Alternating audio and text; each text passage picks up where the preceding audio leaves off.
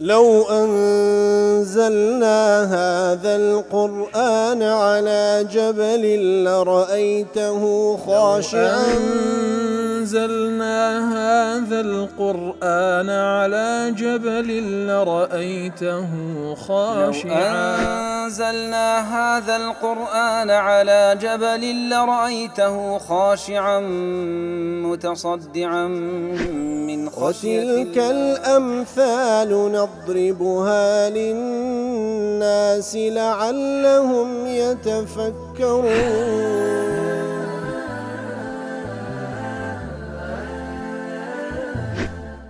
الحمد لله والصلاة والسلام على رسول الله وعلى آله وصحبه ومن والاه. السلام عليكم ورحمة الله. برزان خوش حالم لواني نوصد السيوتان لوانا كاين تفسير القرآن بيروز بيم وخزمتان ومبست رزامندي رب العالمين وهبادان بأوي آزي السودي لور بقرن. أعوذ بالله من الشيطان الرجيم. بسم الله الرحمن الرحيم. واعلموا أنما غنمتم من شيء فأن لله خمسه وللرسول ولذي القربى واليتامى والمساكين وابن السبيل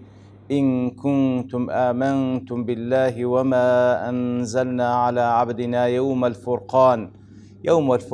يوم التقى الجمعان والله على كل شيء قدير. برخو شوستان هل درجي أو آتاني لسورة الأنفال بازلا غزوي بدر ذكا نزا خواهي قورد فرمي واعلم أنما غنمتم من شيء وكل سنة سورة كذا خواهي قورد سبحانه وتعالى باسي لمسألة باب الأنفال كردو أو خلافي كالنوان الصحابة خوان للرازي بدرباري سونيتي توزيع كردني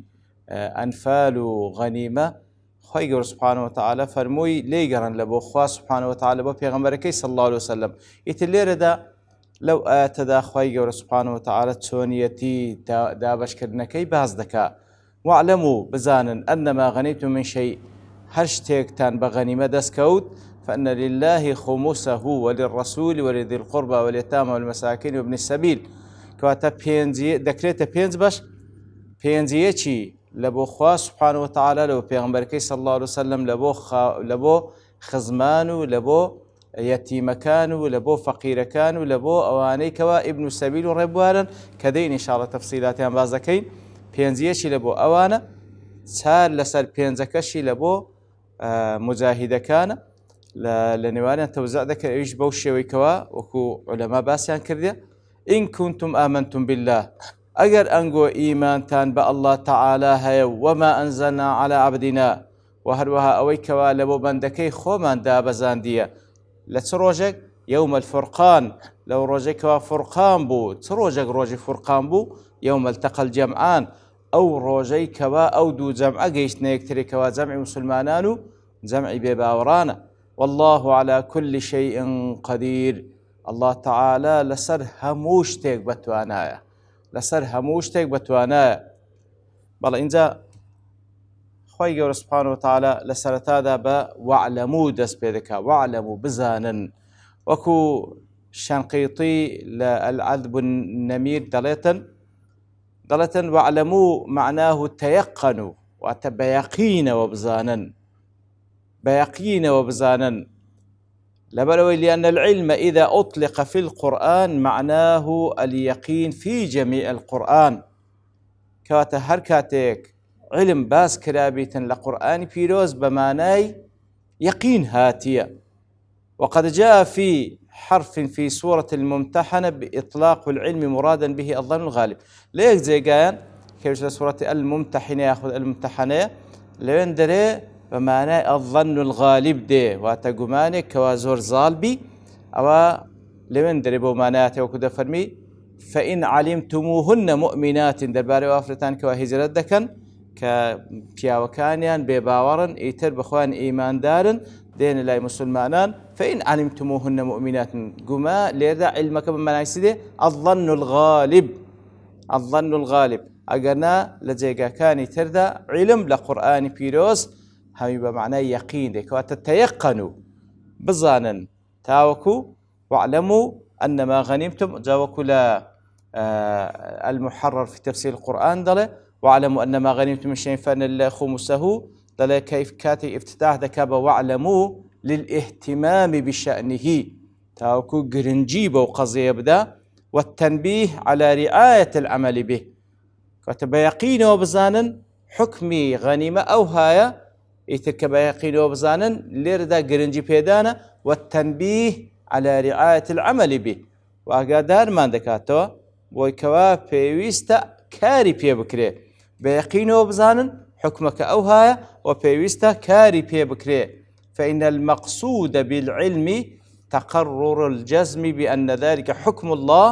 والعمل بذلك المعلوم وتبيقين وبزانا كوا أو حكم إخوة لتونتي توزع كردني غنيمة وبيويستا كاري بي بكري واعلموا أنما طبعا أنك ما كلا في أنما بمعنى الذي وكل تفسير قاسمي دله كواتا بزانن أوي كوا غنيمتم ماك بمعنى الذي ده واعلموا أنما غنيمتم وكو فقهاش دلن غنيمة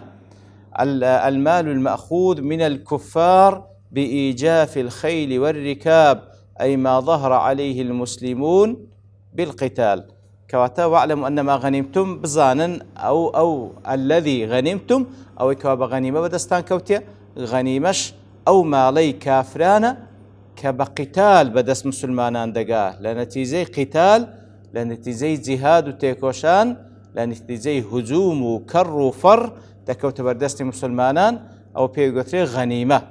واعلموا أن ما غنيتم من شيء هذا تفسير قاسم دله من شيء بيان للموصول كواتا باولين واعلم أن ما غنيتم من شيء قصد به الاعتناء بشأن الغنيمة واتل دا ما بس تكاد فرمي أو بيان كردني أوي كواباسي دكا كوكل سرتاغوت في بمعنى الذي ده كواتا هر شتێک لە غەنیمە بەدەستان کەوت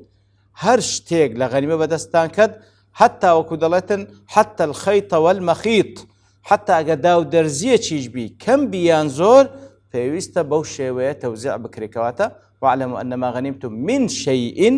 تعبیر لەوەی دەکاتن کەوا هەر شتێک کەمیان زۆر نەخواتە تێبگەن کەوا شتێکی کەمە و شانی ئەوەی نە هەر شتێک کەمیان زۆر وەکو غەنیمە لە نەتیجەی قیتال کەوتە بەردەستان لە ماڵی کافران بەو شێوەیە تەوزیع دەکرێ واعلموا أن ما غنمتم من شيء أي أخذتم من مال الكفار قهرا بحق قليلا كان أو كثير وقت تفسير سعدي دەڵێتن کەواتە هەر شتێک لە ماڵی کافران بقوة بهێز بقتال كوتە بەردەستان ئەوزە کەم بیان زۆر وەکو لە أضواء البيان دەڵێ ظاهر هذه الآية الكريمة أن كل شيء حواه المسلم من أموال الكفار فإنه يخمس حسب ما نص عليه في الآية كواتا ظاهر آياتكي أويا هەر شتێک لە ماڵی کافران کەوتە بەردەستی مسلمانان ئەوە پێویستە بەو شێوێت تەخمیز بکرێ واتە بکرێتە پێنج بەش پێنجەیەکی لە بۆ ئەوانەیەکەوە رب العالمین لێرە دەباس کردێت چار لەسەر پێنجەکەش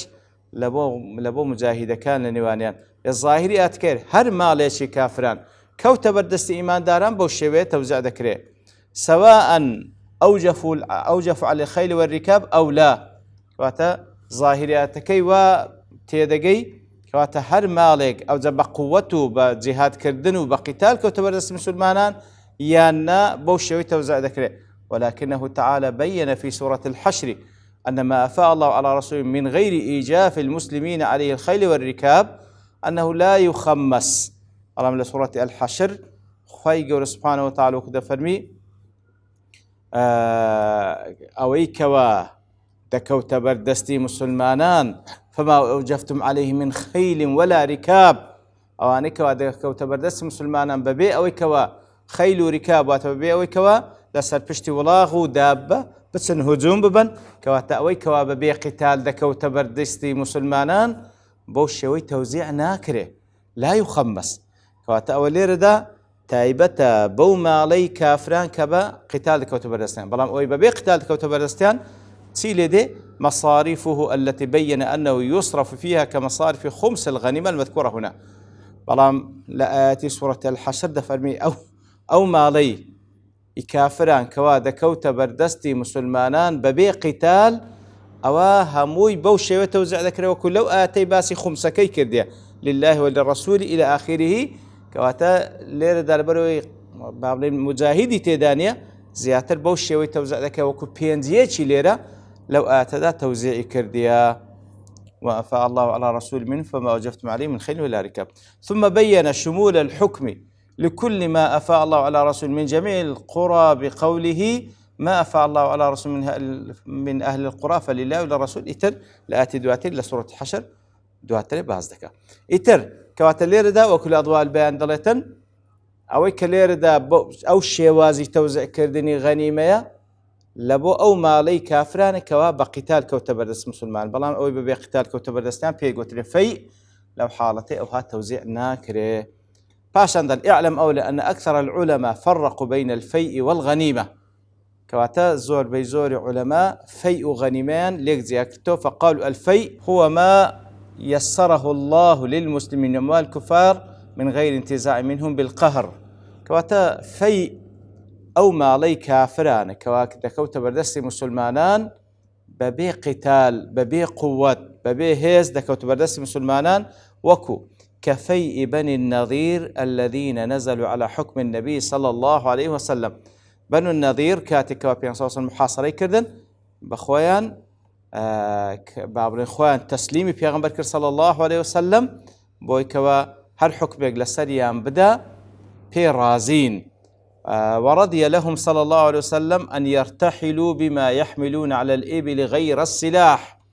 إيت الحكم بيان صوص وسلم لسر بني النظير أوبو كوادبي درس مالكاني بزيبينو لمدينة نمينين مالكاني شيان أو هندي كوالا سر بشتي حشتر جيغاي دبيتو لغا خوان دبن أبيت كده منيتو دبيتا غنيمة لبو مسلمانا تنها أوي لسر بشتي حشتر ببيوي سلاحي شي لغال دايب ببي صح سلاحو تك أو هندا حقيان هبو كوالا سر بشتي حشتريك بار بكن أبيت كده بو غنيمة ببي قتال كوتو بردس مسلمانا أو بيقودري في أو فيئة وقت توزيع كشك وكوتمان لسورة الحشر باسي ذكات زياواز أو توزيعك ولا سورة الأنفال باسي كردية. وهذا التفريق وأما الغنيمة فهم من تزع المسلمون من الكفار بالغلبة والقهر كواتفي أو كوا ببي الشر ببي جهاد ببي قتال كوتا بردس مسلمانا بلان في أو كوا بلان في ببي قتال بابلين جهاد كوتا بردس مسلمانا بلان غنيمة أو مالي كافرانا كوالا نتيزي قتال تيكوشانو مجاهدين هجوميان كرديا كوتا بردس مسلمان بوشوي كوالو آتي استوى الخزمتي داينا توزيع ذكره وتفيئوا غنيمة جاوز. واعلموا أن ما غنمتم من شيء فأن لله خمسه كواتا ذكرية بينز بش سال سر بينز لو مجاهدين أو بينز يكي كزياج ذكرية له شيء فأن لله خمسه وللرسول ولذي القربى واليتامى والمساكين وابن السبيل كواتا أو بينزيكا يكم زار فأن لله أي الذي منه النصر المتفرع عليه الغنيمة يكم زار أو بينزيكا حقي خواي قوريتي دا سبحانه وتعالى أو خواي كوا منه النصر نصرت هلاي أو سبحانه وتعالى هل نتيزة نصر تجبه غنيمة ما دسكت خمسه شكرا له على نصره وإعطائه الغنيمة كواتا أو بينزيكا زيادة كريتا ولا مجموعي غنيمة كي أو شكرا لله دبخشريه وكودين استاباسي ذكر كواتا صار لسر بينزي توزيع ذكر لبين المجاهدين بينزي يككا توزيع ذكر بوشوي كخواي جورة توزيعي كرديا وكو شكرانة بجيريك لسر أو نصرتي كخواي جورة بيغمبرو صلى الله عليه وسلم بمسلمانان بخشيا وللرسول الذي هو الأصل في أسباب النصر أيتر لو بينزي كش حق إخوة سبحانه وتعالى حق بيغمبر صلى الله عليه وسلم كأويان أصله لأسبابه كاركان نصرت زي شيك بقيادة بيغمبر صلى الله عليه وسلم وجودي بيغمبر صلى الله عليه وسلم قورترين سبب يأخذ سببي أصلية لنصرتي خواي قور سبحانه وتعالى بو إيمان داران وهروها حقيقة دا ولذي القربى واني كوا خزماتيان هي اللي قال شيء اللي قال بيغمبر إخوة صلى الله عليه وسلم كأوانيش بنو هاشمو وهروها بنو مطلب وكذا فرمي ولذي القربى أو زاوى اليتامى المساكين وابن السبيل لرد تمشاهد كي لامي لقلدا فلله وللرسول ولذي القربى لامي لقلدا أو باقي أصناف كانت كلامي لقلدانية طل إعادة اللام في ولذي القربى وكل محررهاتها دون غير من الأصناف الثلاثة لدواء كواباز لصيصا في ذكا بلام لامي بازناك لدفع توهم اشتراكهم في سهم النبي صلى الله عليه وسلم لمزيد اتصالهم به عليه الصلاة والسلام كواتا فلله وللرسول ولذي القربى أو زاوى اليتامى لا مكلب ذي القرباش بكار هاتيا تاوكو زياي كاتوا نخو كسانق واتبقن هر أو بشيكوا سهمي بيغمر صلى الله عليه وسلم ددريت ذي القرباش بخوي وذي القربى نا زياوازا كواتا الناو بين زيككي سهم بيان صلى الله عليه وسلم زياوازا وسهم ذي القربى كوا بنو هاشم بنو مطلبة إيوانيش زياوازا إنزا خواهي قول سبحانه وتعالى باز ليتامى ومساكين وابن السبيل لك ديال يتامى أو أواني كوا بابيان مردية هاشتا نقيشتين حد بلوغ مساكينيش أوانا كوا نبون ندارا وابن السبيل وهو المسافر الذي قطع عليه الطريق أو مسافري أو ريبواري كوا ريلي جيرايا ويريد الرجوع إلى بلده دايما بقرأتوا لولاتك يخوي ولا يجد ما تبلغ بهم كواتب الله أوي نية كوا أو بارو دارایی نییە کەوا تەکلیفی ئەو سەفەرەی بکە کەوا بگەڕێتەوە کەواتە ئەویش ڕێبوارە و حەقی هەیە لێرە و لە چەندین جێگای کەش وەکو لە زەکات و لە سەدەقات حەقی هەیە. ئیتر دیارە ئاەتەکە زۆر شتی تری تێدا ما باس بکەین بەڵام لە بەرتەوابوونی کات دەوەستین بە پشتیوان رب العالمین لەوانەی داهاتوو دینەوە خزمەتی. وصلى الله وسلم على نبينا محمد وعلى آله وصحبه أجمعين وآخر دعوانا الحمد لله رب العالمين. لو أنزلنا هذا القرآن على جبل لرأيته خاشعا أنزلنا هذا القرآن على جبل لرأيته خاشعا أنزلنا هذا القرآن على جبل لرأيته خاشعا متصدعا من خشية الله. وتلك الأمثال نضربها للناس لعلهم يتفكرون.